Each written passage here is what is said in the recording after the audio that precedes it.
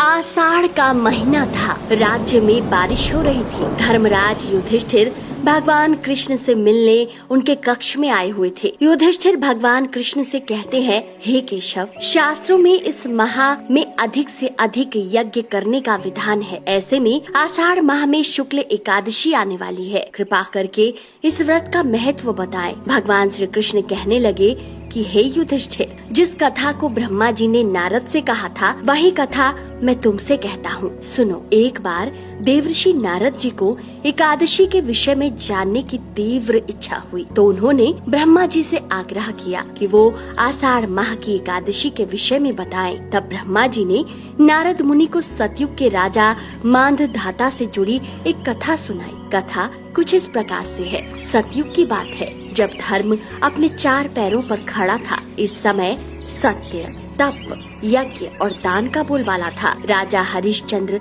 प्रहलाद जैसे राजा इसी युग में थे। कहते हैं इसी युग में मांधाता नामक एक राजा हुआ करता था। वह बड़ा धर्म परायण था, इसलिए प्रजा भी हमेशा तप ध्यान में लगी रहती थी। कहते हैं उसके राज्य में प्रजा बहुत सुखी रहा करती थी, किंतु भविष्य में क्या हो जाए यह तो कोई नहीं जानता। एक बार राजा मांधाता अपने दरबार में मंत्री गणों के साथ चर्चा कर रहे थे, इस बात से अनजान कि उनके राज्य में शीघ्र ही भयंकर अकाल पड़ने वाला है। कहते हैं राजा मांधाता के राज्य में पूरे 3 वर्ष तक वर्षा न हुई और इस वजह से भयंकर अकाल पड़ा। इतना भयंकर अकाल कि चारों ओर हाहाकार मच गया। प्रजा के सामने जन्म और मरण का संकट आ गया। इस वजह से यज्ञ, हवन, पिंडदान, कथा व्रत में कमी आने लगी। मित्रों, जब मनुष्य पर मुसीबत आन पड़ती है तो धार्मिक कार्यों में प्राणी की रुचि खुद ब खुद नहीं रहती। प्रजा हर दिन राजा के पास जाकर अपनी वेदना की दुहाई देती। राजा अपनी प्रजा की ये दशा देख बहुत दुखी होते। वे सोचने लगे कि आखिर मैंने ऐसा कौन सा पाप कर्म किया है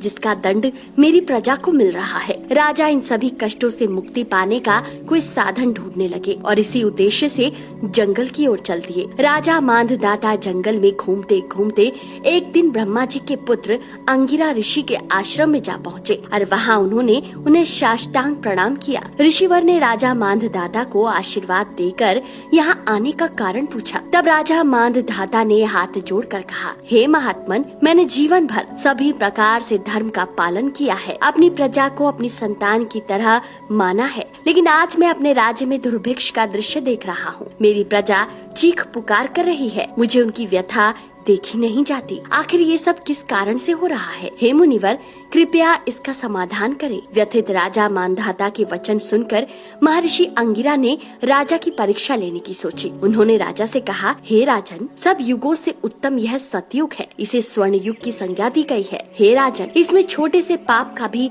बड़ा भयंकर दंड मिलता है। इस युग में सभी वर्ण अपने कर्म से बंधे हैं। जैसे ब्राह्मण के अतिरिक्त किसी अन्य जाति को तप करने का अधिकार नहीं है, जबकि आपके राज्य में एक शूद्र तपस्या कर रहा है। यही कारण है कि आपके राज्य में वर्षा नहीं हो रही है। जब तक वह काल को प्राप्त नहीं होगा, तब तक आपके राज्य में व्याप्त दुर्भिक्ष शांत नहीं होगा। दुर्भिक्ष की शांति तभी संभव है जब तक आप उसे सजा न दे दें। ऋषि की बात सुनकर दयालु राजा और ज्यादा व्यथित हो गया। उनका हृदय एक निरपराध शूद्र तपस्वी को दंड देने के लिए तैयार नहीं हुआ। उन्होंने कहा, हे देव, मैं उस निरपराध को मार दूं? यह मेरा मन स्वीकार नहीं कर रहा है। कृपया करके आप कोई और उपाय बताएं। राजा की बात सुनकर महर्षि अंगिरा मुस्कुराए और बोले, हे राजन, आषाढ़ माह के शुक्ल पक्ष की एकादशी आ रही है। ऐसे में अगर आप ये व्रत रखें तो आपको इस व्रत का फल अवश्य मिलेगा।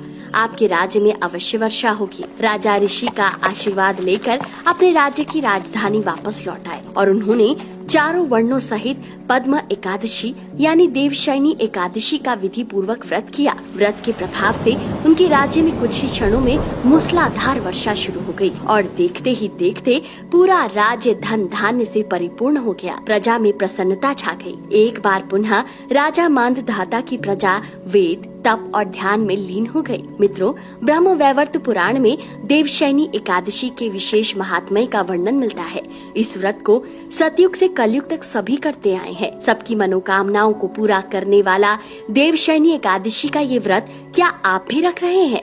अगर हाँ तो कमेंट करके जरूर बताएं। वीडियो पसंद आया है तो इसे जितना हो सके शेयर कीजिए। भगवान विष्णु की कृपा आप सब पर यूं ही बनी रहे। इसी कामना के साथ आज के लिए इतना ही।